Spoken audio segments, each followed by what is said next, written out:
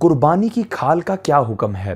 देखिए, कुर्बानी की जो खाल है उसको सदका कर देना चाहिए, या फिर अगर अपने इस्तेमाल में लाते हैं तो उसी खाल को बाकी रखते हुए उसको अपने इस्तेमाल में ला सकते हैं। जैसे कि जाए नमाज बना सकते हैं, उसका मशकीज़ा बना सकते हैं और उसको किसी जगह अवेज़ा कर सकते हैं, लेकिन उसको बेचना अपनी ज़ात के लिए ये जायज़ नहीं है।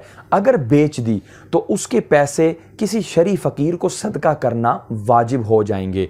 इसी तरह जानवर पर जो एक खूबसूरत पल्ला डाला जाता है, उसकी खूबसूरत सी रस्सी होती है और उसके गले में जो हार वगैरह डाले जाते हैं, इनका भी हुक्म यह है या तो इनको बाकी रख के इनसे फ़ायदा उठाए या किसी शरीफ फ़कीर को सदका कर दे। इनको बेचने की इजाज़त नहीं है। अगर बेचेगा तो इसकी भी जो रकम है वो किसी शरीफ फ़कीर को सदका करना लाजिम होगी।